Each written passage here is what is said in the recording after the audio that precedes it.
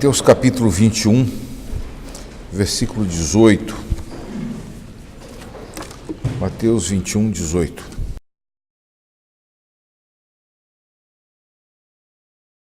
Irmãos, diante de nós temos um texto que geralmente é visto de forma separada, de forma dividida em três, especialmente porque a primeira parte tem um problema sério de conflito com Marcos. Marcos diz que eles voltaram na segunda-feira, Jesus amaldiçoou a figueira e ela foi vista na terça-feira de manhã. E Mateus diz que ela secou imediatamente. Conflito. Lembrem-se que Marcos escutou de Pedro e a mesma coisa que Lucas fez uma pesquisa. Mateus foi testemunha ocular. Mateus estava lá. Então, o relato de Mateus, de certa forma, tem uma certa prioridade, mas pouco para nós faz diferença isso, se ela secou hoje ou amanhã. O fato é que ela secou, e isso vai ser importante. Porque o texto todo, as três partes, a primeira parte da figueira, a segunda parte dos sacerdotes e anciãos do povo perguntando a autoridade de Jesus, e a terceira parte, a parábola, gravitam em torno de um tema só: autoridade. Não é só nesse lugar, em diversos outros lugares, o Senhor Jesus faz uma coisa que é inquestionável para provar que ele tem uma autoridade sobre alguma coisa que não é vista. Por exemplo, Marcos narra que ele, talvez os outros eu não lembro, mas eu lembro do relato de Marcos. Marcos narra que ele perdoou os pecados de um paralítico. E eles ficaram zombando. Quem é esse que até pecados perdoa? E ele diz: olha, para que vocês saibam que eu tenho autoridade para perdoar pecados, voltou-se para o paralítico, é assim que está a narrativa de Marcos, e disse: toma teu leito, levanta, toma teu leito e anda. E ele se levantou. Com aquele ato de fazer com que um paralítico se levantasse, pegasse os seus apetrechos de deitar e fosse embora, ele estava provando que tinha autoridade. Pois bem, a figueira aqui faz isso. A figueira mostra que o Senhor Jesus tinha autoridade suficiente para mandá-la secar e ela secar. Mas o que a figueira fez, coitada? Um vegetal que não faz mal a ninguém. O problema é que o Senhor Jesus vai enfrentar uma semelhança da figueira mais na frente, que é ilustrado nos anciãos e nas autoridades religiosas, e que é ilustrado no primeiro filho. Reparem, a figueira estava folhuda, mas não tinha frutos. Os anciãos haviam aprovado toda aquela cerimônia externa do templo e acrescido alguma coisa a mais, autorizado a vender tudo aquilo que o Senhor Jesus no dia anterior limpou.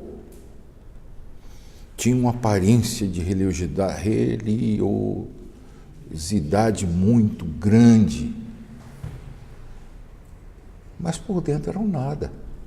Não criam no batismo de João. E temiam o povo. Parece o texto de Jeremias 5, que havia uma coisa horrível nos dias do profeta.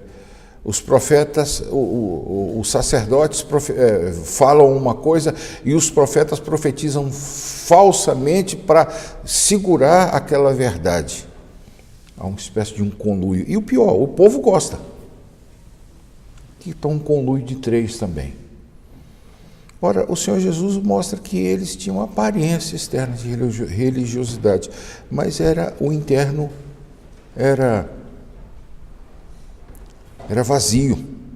E ele conta a história de dois filhos. Essa parábola só aparece aqui. O mais velho, o pai dirige-se ao mais velho e diz o seguinte: filho, vai hoje para trabalhar na vinha. E ele respondeu todo reverente: sim, Senhor. Mas não foi.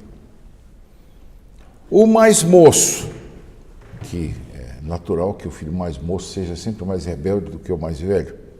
O mais moço, que aqui não é simboliza os gentios, aqui simboliza os judeus desviados, as meretrizes, os publicanos.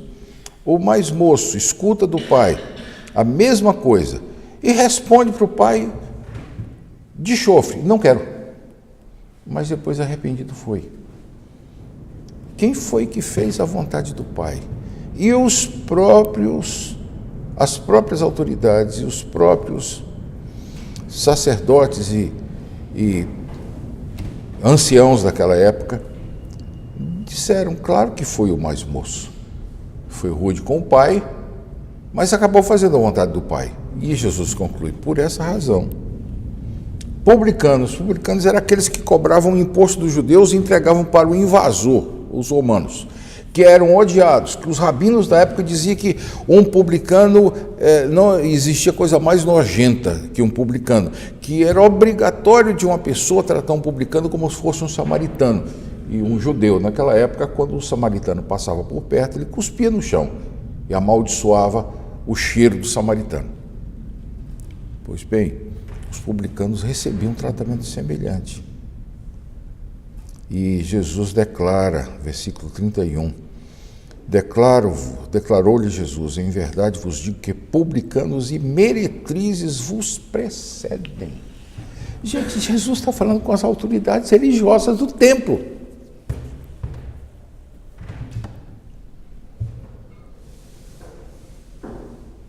Porque eles creram.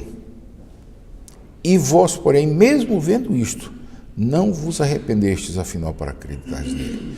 Segure um pouco essa questão da autoridade, porque amanhã nós vamos ver uma outra parábola que é baseada nisso, mas já toca em outro ponto mais específico.